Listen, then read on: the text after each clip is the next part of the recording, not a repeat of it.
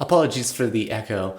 My water heater exploded. Couches, cafes, malls, and beaches. Chilling all day, rocking Southbud fleeces. Never stop relaxing, words of a genius. This Southbud hoodie go good with my Adidas. I mean this, I'm looking clean in my Southbud. On the scene, I mean like now what? In 1966, a young climber named Doug Tompkins and his wife Susie used his savings to start a clothing revolution. It was dubbed the North Face. Then some stuff happened. He sold the company, the new owners got accused of fraud, a conglomerate bought them out, Doug and his wife got divorced, their clothing made some appearances in 90s streetwear, Doug died, rest in peace, and now even D'Angelo wears the North Face. But in 2007, Jimmy Winkelmann Jr., a handsome cross between Mad Magazine's Alfred E. Newman of What Me Worry fame and Skippy the Punk from the Midwest, used his savings to start his own revolution, the Southbud clothing line. It wasn't just a product, a brand, no, it was an idea. A revolt against not just the North Face, but bland, meaningless labels attached to virtually every t-shirt, underwear, hoodie, and jacket in existence. Against Goliath clothing brands in a market oversaturated with nothing but large, faceless corporations. Companies whose identities don't revolve around the quality of their product, but the beliefs that they sell, which no longer apply to them. Beliefs both figuratively and literally dead. Jimmy went to Chaminade College Preparatory, an all-boys Christian academy. Chaminade was FOMO, peer pressure, trends, conformity, and everybody at Chaminade wore the North Face. You'd see it on your way to Bible study, to bocce club, to pro-life club. Wherever you went, you'd be sure to find sheep, bedecked in their North Face fleeces, and Jimmy had finally had enough of it. With some help from Jimmy's uncle, who specializes in merchandise advertising, you know, the stupid little pens you get from every business ever, the Southbud began its journey. Its website opened in 2007, selling shirts, shorts, and fleeces delivered directly to your door, also found at a Williams Pharmacy location near you. And samples for the press? Subject to Jimmy's mom's availability to package. But all was not fun and games, for great trouble loomed on the horizon. After only a few hundred sales, Jimmy's worst nightmare had come true. The North Face reared its ugly face and sent a cease and desist letter to the Southbud, claiming that Jimmy's use of the Southbud design mark and the Never Stop Relaxing tagline was not defensible as a parody. Jimmy offered to sell his company to them for $1 million. The North Face responded by taking him to court. But wait, not defensible? Then why are so many other parodies just able to get away with it? I'm glad you asked. That's actually a really interesting question. Because of the fair use doctrine in American copyright law, it's totally fine for me to critique, say, KFC for example, or to use its trademark in a satirical parody. But once I start making money off that parody, that's when things get a little more complicated. The Trademark Dilution Revision Act of 2006 states that parody trademarks used for profit cannot claim they're defensible under fair use. So if KFC took me to court for my parody work, I couldn't just dismiss them because I believe I have a right to parody them. I'd have to find some other way to defend myself. This is similar to covering a song. You can do that for free, but once you start making money off of it, you have to purchase a mechanical license. However, it's KFC's responsibility to tell the court exactly how and why my brand could tarnish theirs, and that's where the line gets a little more subjective. In Louis Vuitton v. Hot Diggity Dog, the court ruled in favor of Hot Diggity Dog, by reason that their product, Chewy Vuitton Dog Toys, successfully communicated that they were a parody of the original brand. Louis Vuitton offered only flimsy reasoning. But in Starbucks v. Wolf's Burrowed Coffee, the court ruled in favor of Starbucks, by reason that Wolf's Starbucks line of coffee was not a successful parody, and instead nothing more than a subtle satire of Starbucks. You'd think that that would rid them of all conflict, but ironically, it also allowed the court to reason that the coffee was a direct competitor to Starbucks, and, therefore, diluted the popular brand by using their trademark. When you think about it, this actually makes sense, because Louis Vuitton isn't in the business of dog toys. However, Charbucks and Starbucks are in the same realm of coffee, making misconceptions more likely, and painting Charbucks as more of a bootleg than a clever parody. So the verdict seems to be go big or go home. If you compliment a brand and use it to elevate your own, say replicating a certain feature of their product like a darker blend, you're in the wrong. However, if you humorously deface a product, you're in the clear. Except for the fact that Wolfsboro Coffee won against Starbucks in court, which makes this entire section completely irrelevant. Hey, did you know a court's judgment doesn't have to be black and white, and instead they can have multiple opinions like normal people can? Who knew? The blog post that brought these two cases forward was made while the legal fight was still ongoing with Charbucks. While the court held the opinion that Charbucks' use of parody was not a successful dodge to claims of dilution, Charbucks ultimately won the legal battle anyway. It's pretty cool to see these guys come out on top, considering Starbucks has been going at them since 1997. I'm telling you all this to show you how complex copyright law can be, because things like dilution by blurring can be really subjective. I mean, how are you gonna logically prove that your product can't be confused for another product? I mean, sure, you could survey a few hundred people, but are they really going to be representative of the full market? And plus, there's that whole issue of bringing statistics into the courtroom, which I totally am not qualified to speak upon. However, the deciding factor in these cases really did seem to be whether a normal, everyday customer could confuse the parody brand for the original brand, and ultimately the judges concluded that no,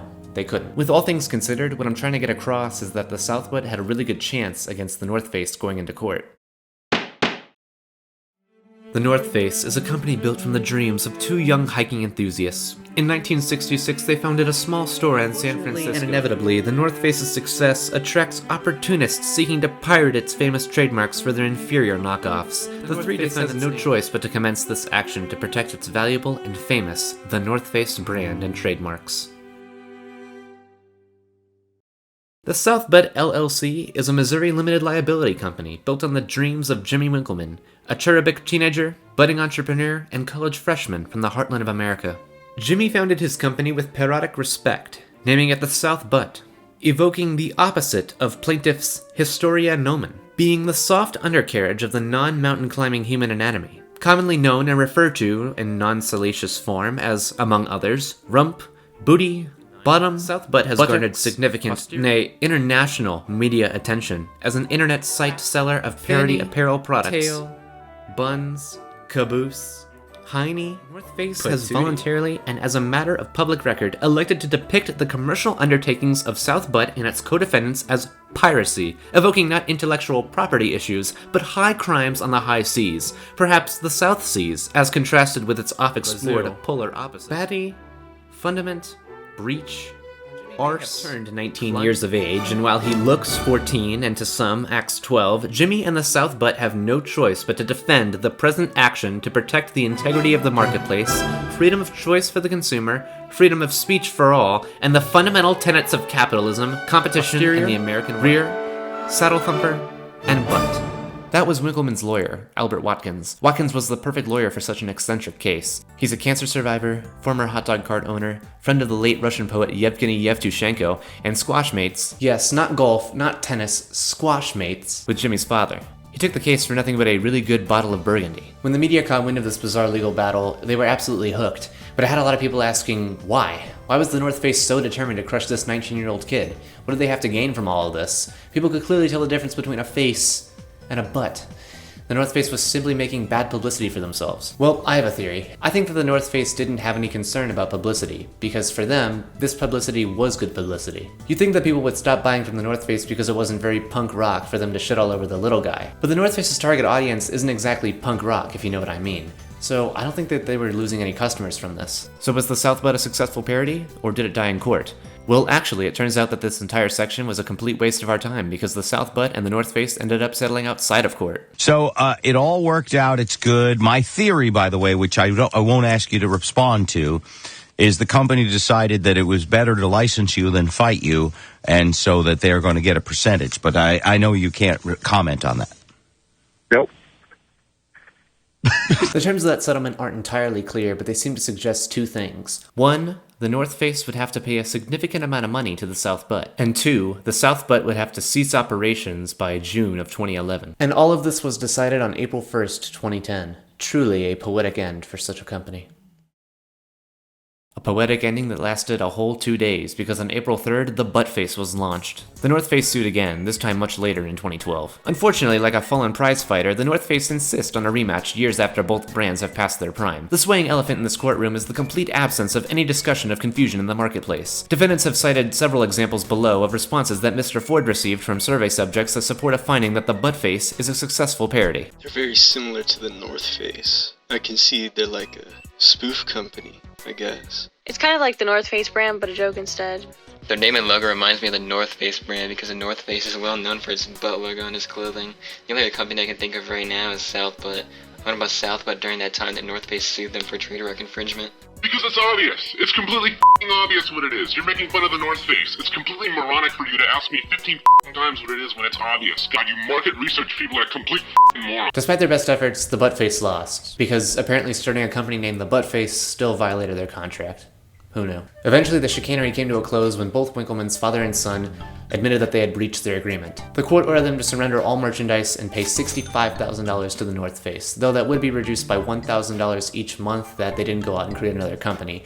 The West Butt, the North Butt, the Face Butt. In its heyday, the South Butt made $100,000 a month. I'd say they got off pretty easy. With all that cash, Jimmy was able to attend classes at the University of Missouri, then for a PhD in biomedical engineering at Northwestern. Oh, and he did some research at the Harvard-MIT program in health sciences and technology, where he won an award for best poster. Money well spent, I'd say. Though considering he went to a private preparatory school, I'd imagine he would have had the money anyway, but that's besides the point. The point is, butts are funny.